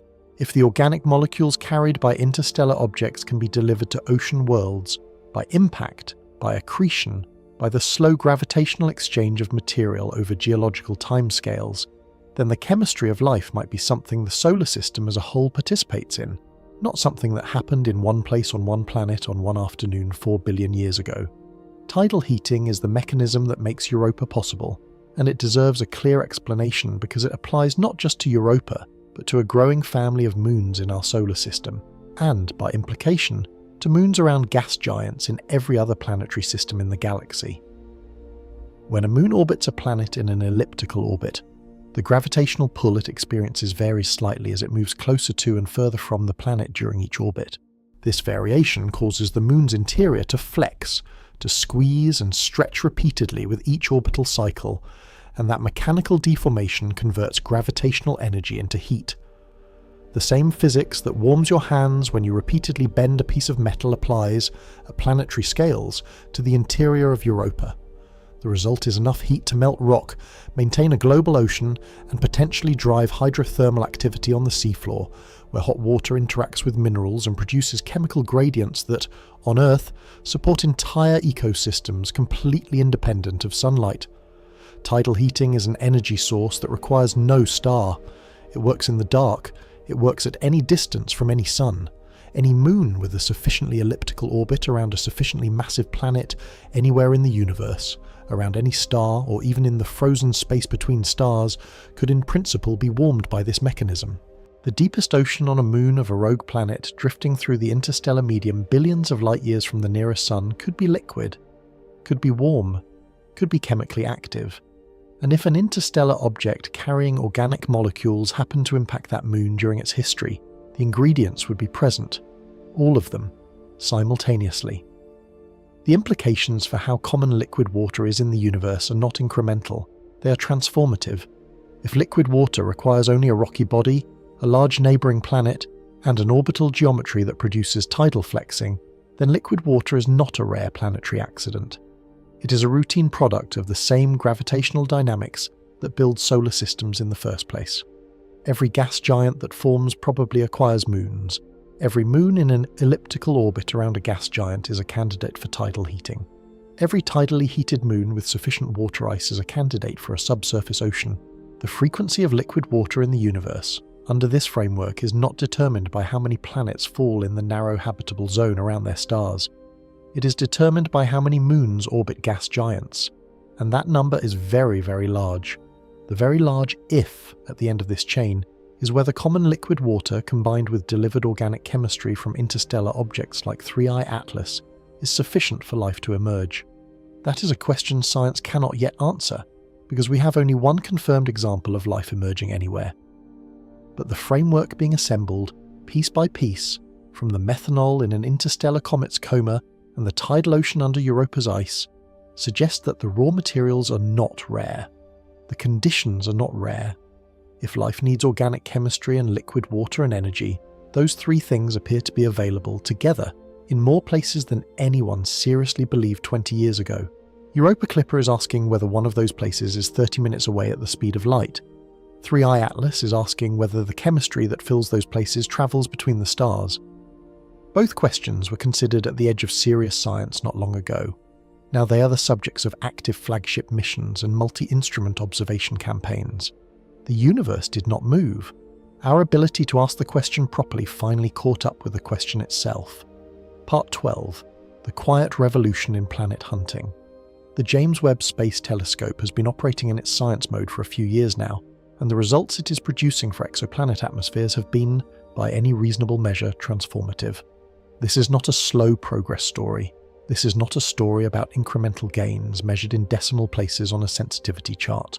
This is a before and after story, a genuine discontinuity in what humanity is capable of knowing about the universe, and the after is happening in real time, in papers being published right now, in data being analysed right now, in detections being confirmed or ruled out right now while you're watching this. To appreciate what Webb changed, you need to understand what the situation looked like before it arrived. Detecting molecules in the atmosphere of a planet orbiting another star was technically possible but scientifically limited in ways that mattered enormously. The Hubble Space Telescope and the Spitzer Space Telescope, both remarkable instruments that transformed astronomy in their own right, had made early detections of water vapor and carbon dioxide in the atmospheres of hot Jupiters, which are massive gas giant planets orbiting very close to their host stars, where the atmospheric signal is large enough and the detection geometry favourable enough to push past the noise floor. Those detections were genuine achievements. They proved the concept, they demonstrated that the technique worked, but they were also, in a very specific sense, the easiest possible version of the problem. Hot Jupiters are not where anyone expects to find life. They are enormous, scorching, tidally locked worlds with surface temperatures that can exceed 1,000 degrees Celsius, orbiting so close to their stars that a year lasts a few Earth days. Detecting water vapor in a hot Jupiter atmosphere is scientifically interesting. It is not the same as detecting biology, the planets where biology might plausibly exist. The smaller rocky worlds in the habitable zones of their stars, where liquid water could persist on a surface, where temperatures are moderate, where chemistry has time to become complex. Those planets have atmospheres that are far thinner, far fainter, far more difficult to read from 40 light-years away. For those worlds, before Webb, the atmospheric signals were simply too faint. The instruments were not sensitive enough. We could say with confidence that exoplanet atmospheres exist. We could not say much more than that, not for the worlds that mattered most to the question of life. Webb changed the precision ceiling in a way that was not guaranteed even after its launch. The telescope's combination of a 6.5-metre primary mirror, roughly 2.5 times the light collecting area of Hubble's primary mirror, instruments operating across near-infrared to mid-infrared wavelengths, where molecular absorption features are particularly diagnostic, and its extraordinarily stable orbit at the second Lagrange 0.1.5 million kilometers from Earth, where temperatures are stable and there is no orbital day-night cycle to introduce thermal instability, produces atmospheric spectra with a clarity that simply was not achievable before. The engineering achievement required to build and deploy Webb is, by any measure, one of the most complex things humanity has successfully accomplished, and it is now producing science that justifies every year of the 30 that it took to get it into space. The technique that Webb uses most commonly for atmospheric characterization is called transmission spectroscopy. As a planet passes in front of its host star in what astronomers call a transit, the starlight that reaches us has passed through a thin ring of the planet's atmosphere at the planet's edge, what is called the limb. Different molecules in that atmosphere absorb specific wavelengths of that starlight with a consistency and specificity that makes them individually identifiable. Water absorbs at particular infrared wavelengths.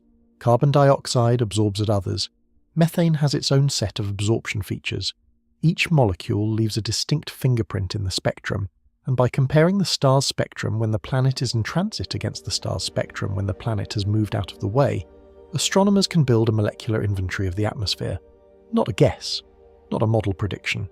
An actual measurement of what molecules are present, at what concentrations, in the atmosphere of a world orbiting another star. The molecules Webb is specifically searching for read like a checklist assembled by an astrobiologist with a very focused agenda. Water vapor, because liquid water is the solvent in which Earth's biochemistry operates, and its atmospheric presence suggests a water cycle. Carbon dioxide, because it is a product of geological and biological processes and its ratio to other gases is informative.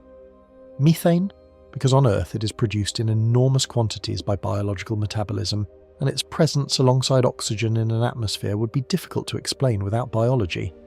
Ammonia, because it is a nitrogen carrier relevant to biological chemistry. And dimethyl sulfide, a molecule that on Earth is produced almost exclusively by marine phytoplankton as a byproduct of their metabolism, and whose presence in an alien atmosphere would be, to put it carefully, very difficult to explain by purely geological or photochemical processes. Dimethyl sulfide deserves particular attention because it represents something specific in this conversation.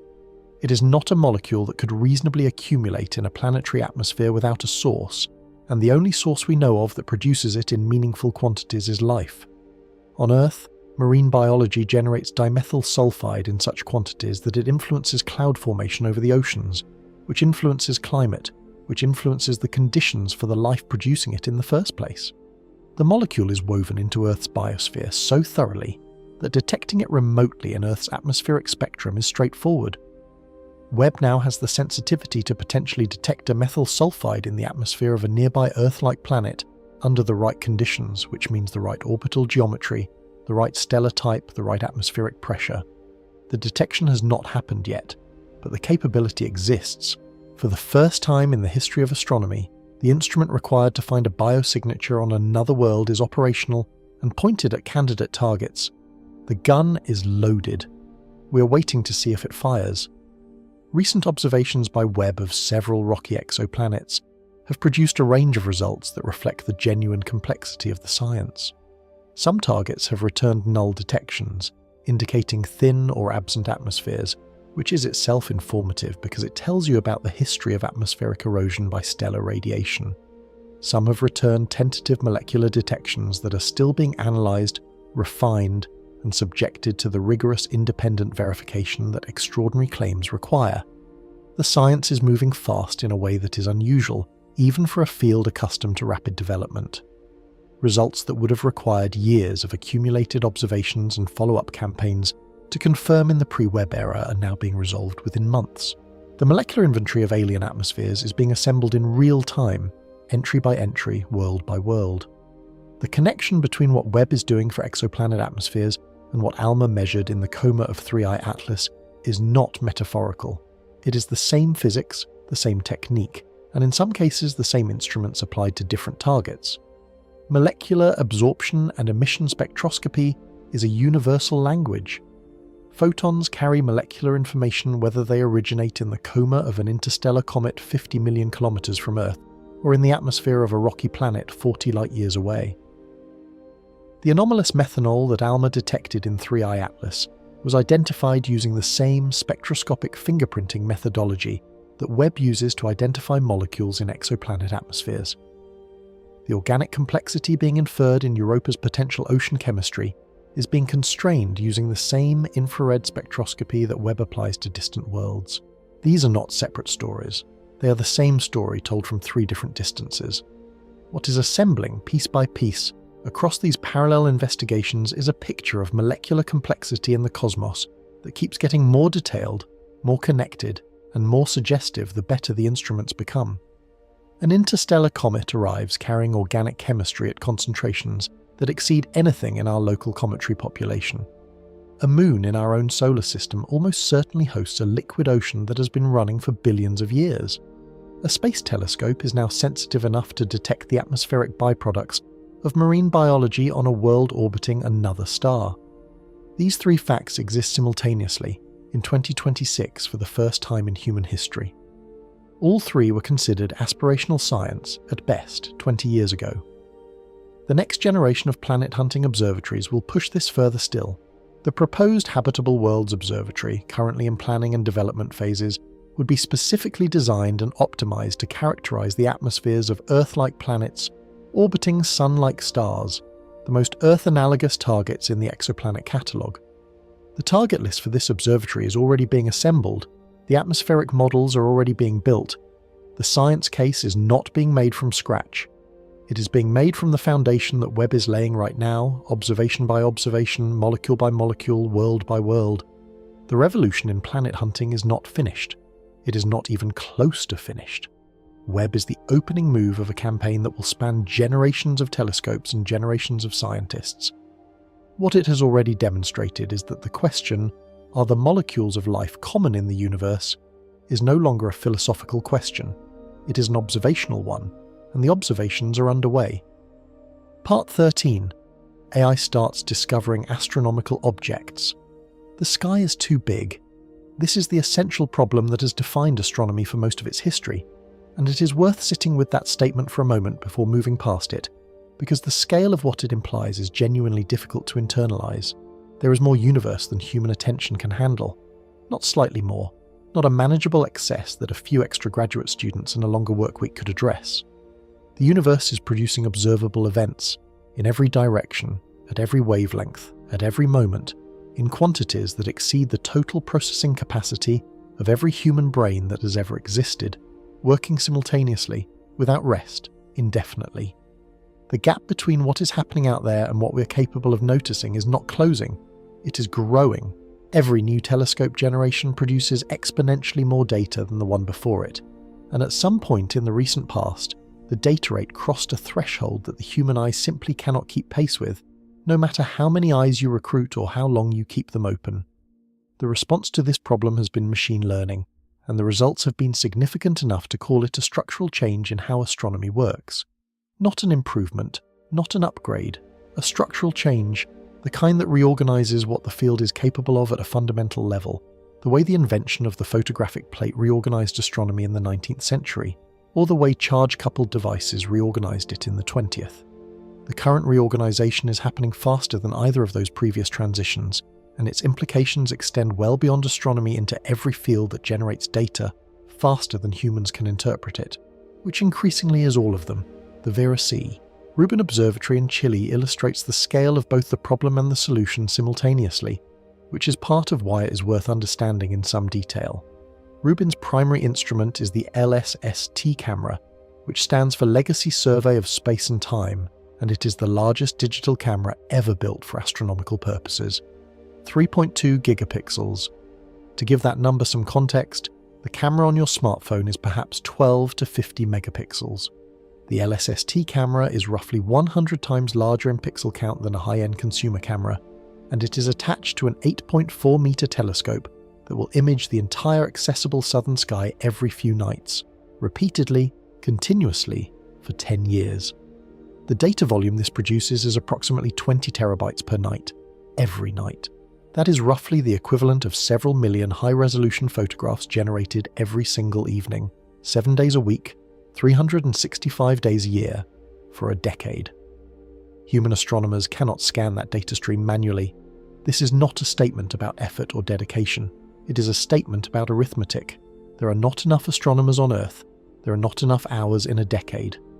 The analysis pipeline for Rubin is almost entirely automated, running machine learning algorithms that compare each new image against previous images of the same patch of sky, detect transient events, meaning objects that change position or brightness since the last observation, flag anomalies that deviate from expected behavior, classify sources by type using pattern recognition trained on known objects, and generate alerts that are transmitted to the global astronomical community in near real time. A human astronomer receives a curated list of interesting events that the algorithm has already pre-screened from a night's worth of data that no human team could have processed manually. The machine does the scanning, the human does the thinking, in principle.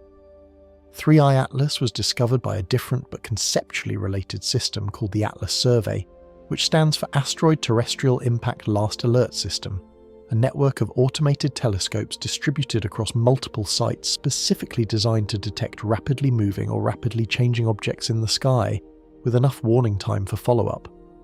The discovery of 3I Atlas was automated in the sense that the detection algorithm flagged the object before any human reviewed the data. A human astronomer confirmed the detection, ran the preliminary orbital calculation, and recognized the hyperbolic trajectory that revealed the object's interstellar nature. But the first flag, the initial signal that said something is here that was not here before, moving in a way that requires attention, was machine-generated. This is increasingly the norm in transient astronomy, not the exception. The machines are finding things first. Humans are deciding what they mean. The implications for the detection of future interstellar objects are direct and significant, and they connect back to everything that has been discussed throughout this story about 3I Atlas. Once Rubin reaches full operational capacity, which is expected to be in the 2025 to 2026 timeframe, the detection rate for interstellar objects passing through the solar system is projected to increase substantially compared to what current surveys have managed. The estimates vary depending on assumptions about the size distribution and number density of interstellar objects in the galaxy, but the projections consistently suggest that Rubin may detect multiple interstellar objects per year, compared to the roughly one detection every several years that the current generation of surveys has achieved. Some estimates are considerably more optimistic than that. What this means for the science is transformative in a specific and important way. Currently, every conclusion the scientific community draws about interstellar objects rests on 3 examples, 3 data points. In statistics, 3 data points is not a sample, it is barely an observation. The claim that 3I Atlas's orbital alignment is anomalous cannot be rigorously evaluated against a background population of 3 objects. The claim that its methanol chemistry is extraordinarily unusual cannot be properly contextualized without a reference population of chemically characterized interstellar comets to compare it against. Every conclusion about 1I Oumuamua's non-gravitational acceleration, 2I/Borisov's relatively ordinary cometary composition, and 3I Atlas's extraordinary chemistry sits on a statistical foundation that is too small to bear the weight being placed on it. Rubin will fix that, not immediately but progressively, detection by detection, over the decade of its primary survey mission. Against a background population of 30 confirmed interstellar objects, or 300, the anomalies in 3I Atlas either strengthen into genuine statistical outliers that demand explanation, or they dissolve into the natural variance of a diverse population of objects from diverse source systems. Both outcomes are scientifically valuable. Both are answers to real questions. If 3I Atlas turns out to be typical of methanol-rich interstellar comets, that tells you something profound about the chemistry of planetary systems elsewhere in the galaxy. If it turns out to be a genuine outlier even within a large interstellar population, that makes the anomaly far more interesting than it already is. Either way, you need the population. Rubin will build it. AI is also being deployed in the interpretation stage of this work, not just detection, and this is where the technology becomes relevant to the specific anomalies in 3I Atlas in a direct way. Algorithms trained on the spectra of known solar system comets can flag chemical ratios that fall outside expected ranges, which is exactly the kind of pattern recognition that could have identified the methanol anomaly in 3I Atlas earlier in the observation campaign, and will be able to identify similar anomalies in future objects faster than manual spectral analysis allows. Machine learning systems trained on cometary imaging data can model expected jet morphologies based on rotation parameters and surface composition models, and flag cases where the observed jet geometry deviates from the model prediction. Automated morphological classification can distinguish between the chaotic irregular jet patterns typical of solar system comets and the more ordered structures observed in 3I Atlas without requiring a human expert to review every image frame. The combination of automated detection, automated chemical analysis, and automated morphological classification means that the next unusual interstellar object will reach the anomaly flagging stage faster, will be recognized as unusual sooner in its transit through the solar system, and we'll have more of the observation window preserved for targeted follow-up by specialized instruments.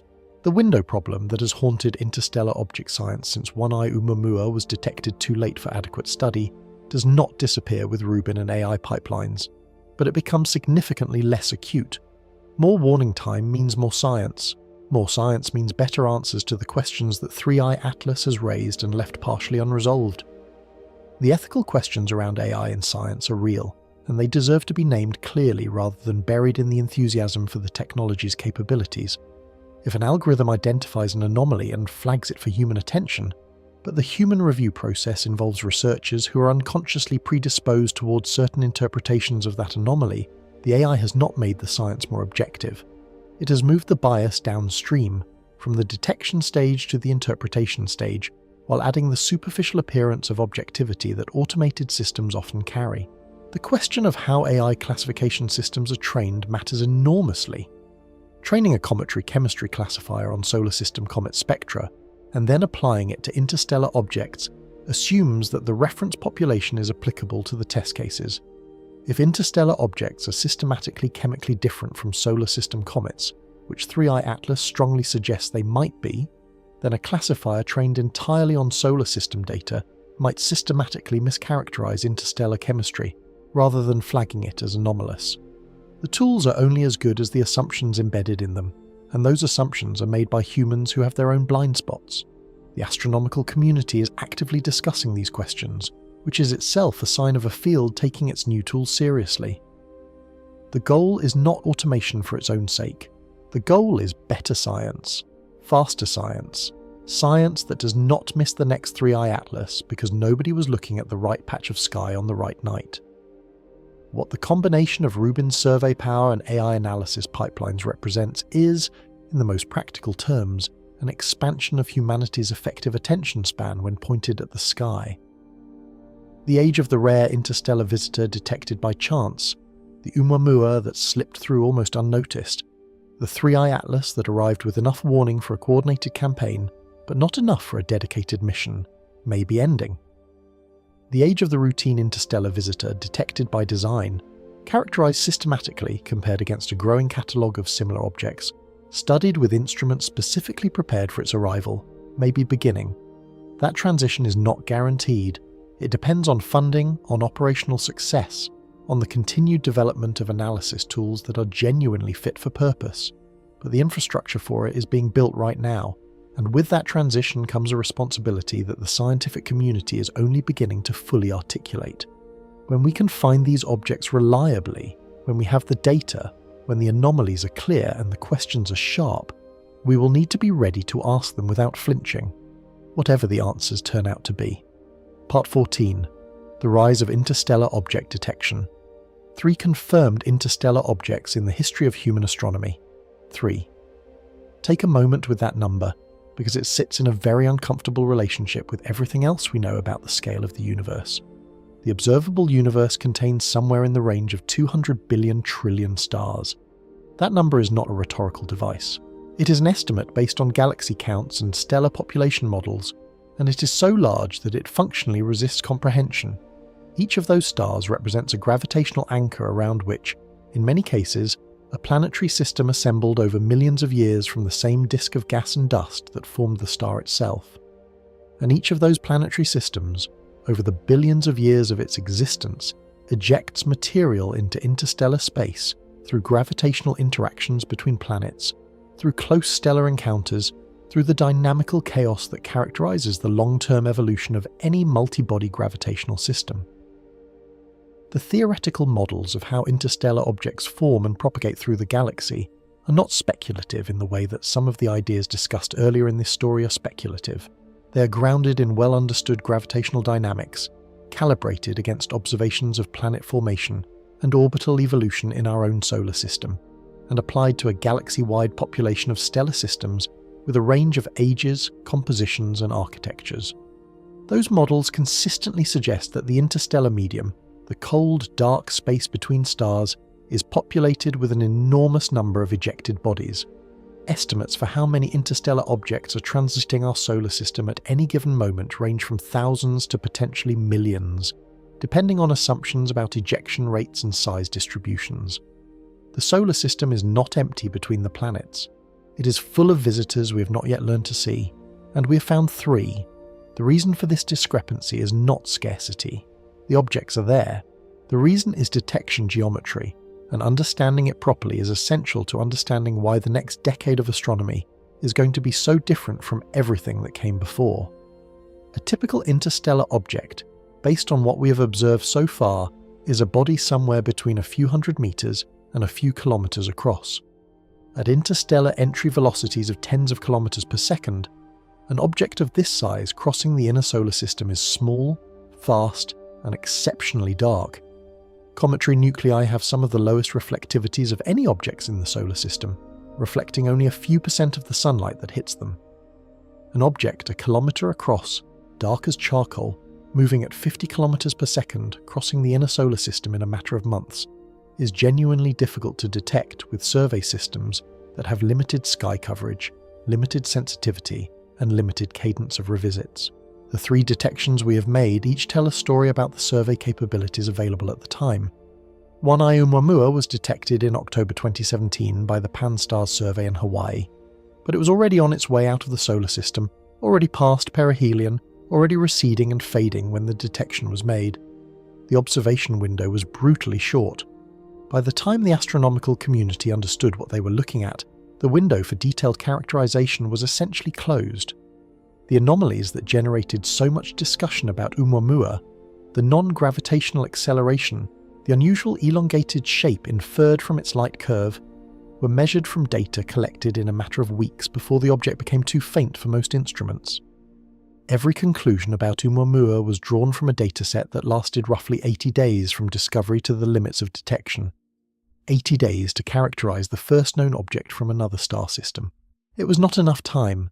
2I/Borisov, discovered in August 2019 by amateur astronomer Gennady Borisov using a telescope he built himself, which is one of the more remarkable footnotes in this story, had a more favourable detection geometry. It was caught before perihelion, which meant the observation window extended on both the inbound and outbound legs of its trajectory.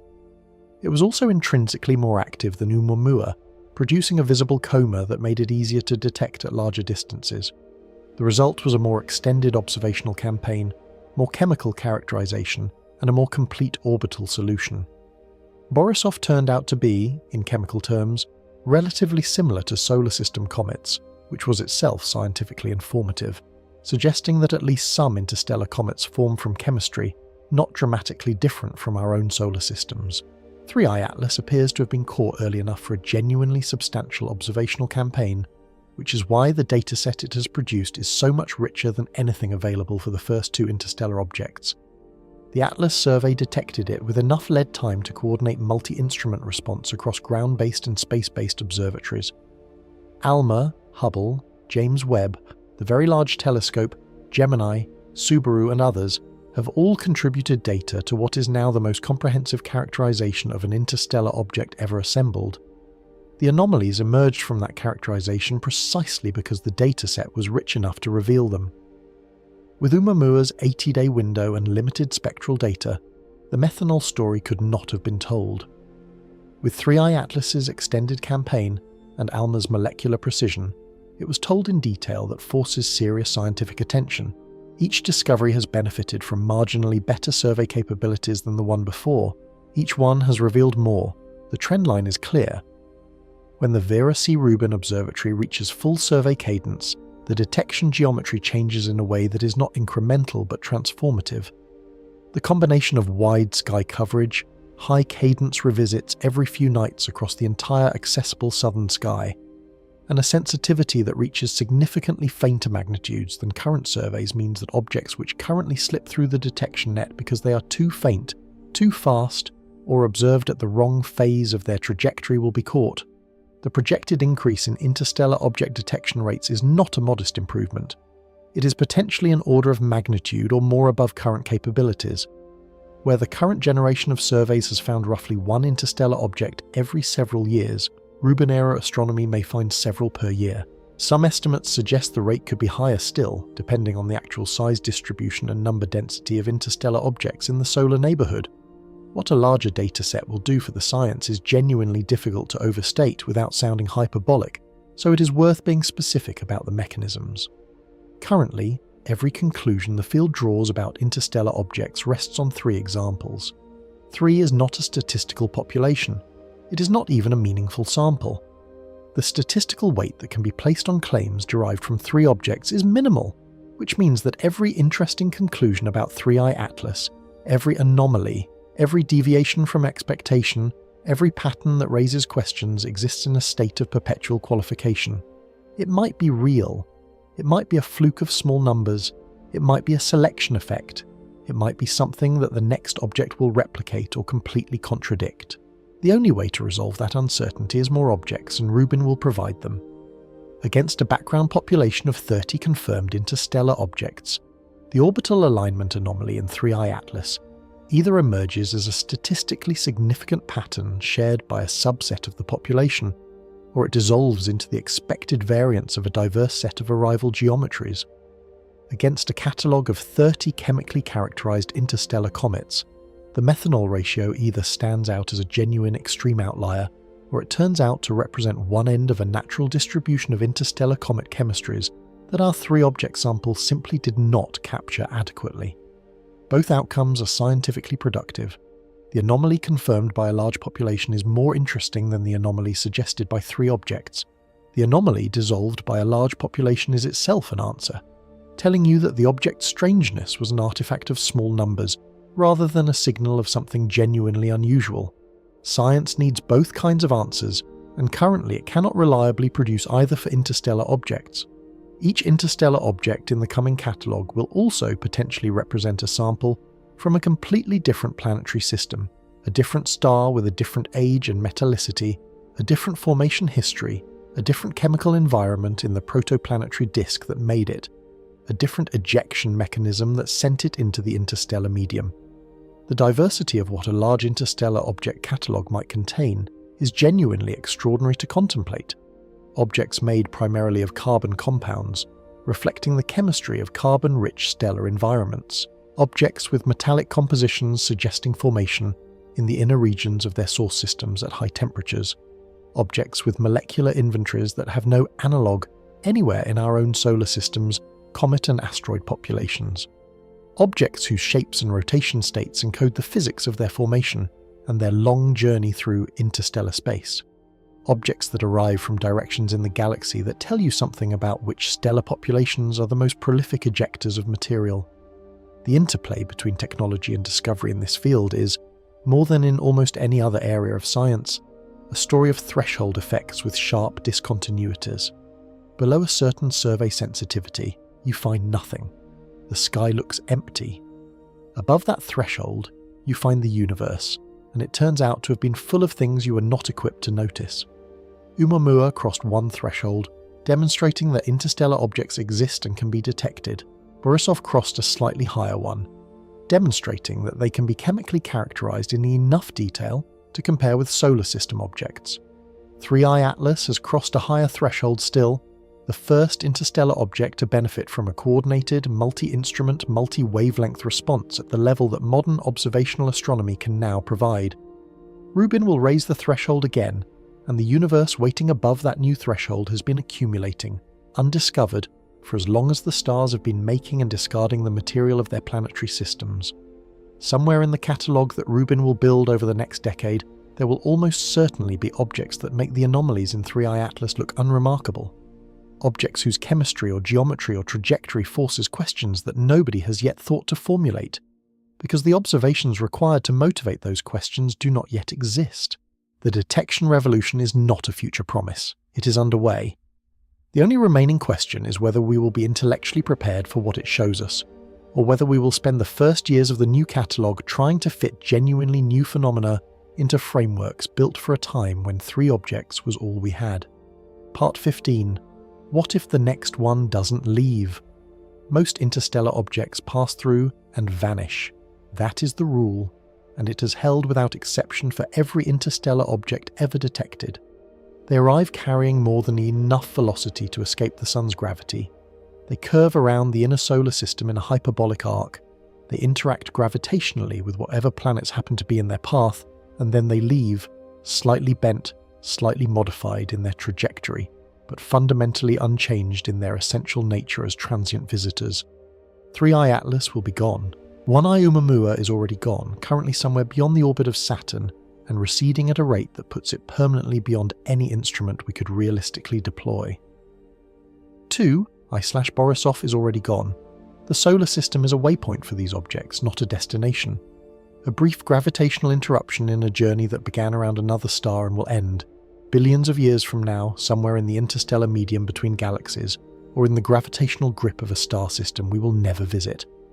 But most, and all, are different words, and that difference carries more scientific weight than it might initially appear to. The physics of capturing an interstellar object into a stable orbit around our Sun is demanding. An object arriving on a hyperbolic trajectory has, by definition, more kinetic energy than the Sun's gravity can hold. To capture it, you need to remove enough of that kinetic energy to drop the object below escape velocity. In a two-body system, meaning just the Sun and the object, this cannot happen. Energy is conserved, and the object leaves with the same total energy it arrived with, adjusted only by the gravitational potential difference between its entry and exit points. But in a three-body system, meaning the Sun, a massive planet, and the object, energy can be transferred. A close encounter with Jupiter, the most massive planet in the solar system, with a gravitational influence that dwarfs everything else in the planetary family, can in principle remove enough energy from an incoming interstellar object to bind it to the solar system. The geometry has to be nearly perfect. The probability for any individual object is very small, but the solar system is 4.6 billion years old, and interstellar objects have been transiting it continuously for that entire duration. Rare events, given enough time and enough trials, become eventual events. Some researchers have looked at certain unusual small bodies in the outer solar system with this possibility in mind. Objects in orbital populations that are difficult to explain by the standard dynamical history of the solar system. Objects whose inclinations or eccentricities or semi-major axes sit outside the ranges produced by known formation and migration processes are occasionally discussed as candidate ancient interstellar captures. The evidence is circumstantial in every case discussed so far. 4.6 billion years of solar radiation, gravitational perturbations and collisional processing erases the original chemical signatures that would most cleanly distinguish a captured interstellar object from a native one. The foreign origins, if they exist, have been weathered away. But the orbital anomalies remain, and they keep prompting the question. The implications of a confirmed captured interstellar object in our solar system would be unlike anything in the history of planetary science, and it is worth being genuinely specific about why, because the scientific opportunity is extraordinary in a way that gets lost in abstract language. You would not be working against a flyby clock. You would not be watching an object fade as it recedes beyond the reach of your instruments. You would have a permanent target, a body made of material from another planetary system, sitting in our solar system, accessible to spacecraft on timescales measured in years rather than the decades required to reach the outer planets. You could send a mission, not a flyby mission that screams past at tens of kilometers per second, with instruments running for a few frantic hours of closest approach, a rendezvous mission. A spacecraft that matches velocities with the object, enters orbit around it, and begins a systematic, unhurried characterization of its chemistry, its geology, its interior structure, a lander, a sample return. Material from another star system collected and brought to Earth, analysed in laboratories with instruments orders of magnitude more capable than anything that can be miniaturized into a spacecraft payload. The sample return mission that would definitively answer the question of whether life's chemical precursors are universal, whether the building blocks that led to life on Earth are common products of planetary chemistry everywhere, or whether they are a local accident specific to our solar system's particular history. That mission could in principle be conducted entirely within the solar system without travelling a single light year, if a captured interstellar object exists and can be identified and reached. The universe may have already delivered the sample. We may simply not have recognised it yet for what it is. The connection to the hypothetical Planet 9 adds another dimension to this possibility that is worth examining carefully. Planet 9 is a proposed large planet, estimated to be several times Earth's mass, located in the far outer solar system, at distances of perhaps 400 to 800 astronomical units from the Sun. It has not been directly observed. Its existence is inferred from the statistically unusual clustering of orbital orientations among a population of distant trans-Neptunian objects, small bodies in the far outer solar system whose orbits appear to be shepherded into alignment by the gravitational influence of a large unseen body. The inference is debated. Alternative explanations for the orbital clustering exist, but the hypothesis has survived significant scrutiny and continues to be taken seriously by a meaningful portion of the planetary science community. Some of the dynamical models constructed to explain Planet Nine's gravitational influence on outer solar system populations also predict that the same gravitational shepherding that clusters trans-Neptunian object orbits could capture and stabilize interstellar objects in the outer solar system. If Planet 9 is real, and if it has been operating as a gravitational shepherd for billions of years, the outer solar system may already contain a population of captured interstellar objects that we have not yet identified, too distant and too faint for current surveys to characterize in detail, but potentially accessible to next-generation observatories with sufficient sensitivity. The outer solar system, already one of the least explored regions of our immediate cosmic neighborhood, may be hiding a library of foreign material accumulated over geological time. The Rubin Observatory's survey will extend to significant distances in the outer solar system. What it finds there may be as surprising as anything it detects in the inner solar system. The urgency of studying 3I Atlas before it exits is therefore not solely about this particular object, as extraordinary as this particular object appears to be. It is about the methodology, the preparation, the calibration of both instruments and scientific thinking for encounters that are coming, and that may eventually include one that stays.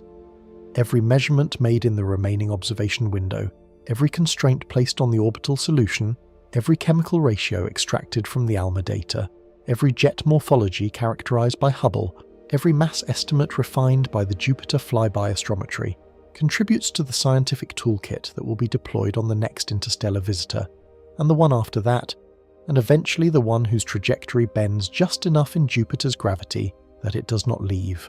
The instruments being calibrated right now, the analysis pipelines being refined right now, the scientific questions being sharpened by the anomalies in 3I Atlas right now, are practice. Necessary, valuable, irreplaceable practice for an encounter we have not yet had, but that the laws of probability suggest is coming. The questions of panspermia, the hypothesis that the molecular building blocks of life, or even viable biological material, can travel between star systems carried on cometary bodies, connect to this story in a way that has shifted in recent years from purely theoretical to observationally motivated. 3I Atlas has arrived from another planetary system carrying organic chemistry at concentrations that exceed anything measured in our local cometary population by factors that forced instrument verification before publication. The methanol is real, the organic complexity is real. Whether that specific chemistry is relevant to the question of life's origins anywhere is genuinely uncertain, and careful scientists are careful to say so. But the delivery mechanism is not theoretical, it is operational. An object from another star system carrying chemistry that life's precursors are built from is transiting the solar system that contains Earth right now. The same physical process that could, in principle, seed an ocean world with the molecular raw materials for biology is happening, in observable real time, 4 days from its closest gravitational interaction with the largest planet in the solar system. Are we ready for the next visitor? The honest answer requires resisting the temptation to be either falsely modest or falsely confident. We are more ready than we were when Oumuamua arrived and slipped through our grasp before we fully understood what we were looking at. The telescopes are better. The detection algorithms are more capable. The analysis pipelines are faster and more sensitive. The scientific community is more organized around the specific challenge of interstellar object characterization than it was 8 years ago. These are real improvements, and they matter. But no interstellar object has ever been visited by a spacecraft. No sample has ever been returned. No close-up image has ever been taken at resolutions that would reveal surface structure. Every conclusion drawn about Oumuamua, Borisov, and 3I Atlas has been drawn from light. Photons collected at distances of tens of millions of kilometers, interpreted through models that were built for solar system objects and applied with varying degrees of confidence to objects that did not form here, and do not necessarily follow the same rules. We're reading these objects the way you might try to understand a foreign language by listening to it from across a large room. The broad features come through, the details are lost, and the details, as 3i Atlas has already demonstrated, are where the most interesting information lives. The universe keeps sending visitors. It has been sending them for as long as there have been planetary systems to generate and eject material, which is to say for nearly as long as the universe itself has existed in its current form. They carry chemistry encoded in molecules that formed in environments we will never otherwise sample. They carry the dynamical history of their source systems in their trajectories and their rotation states, and their internal structures. They carry possibly things we do not yet have the frameworks to recognize. And they do not pause.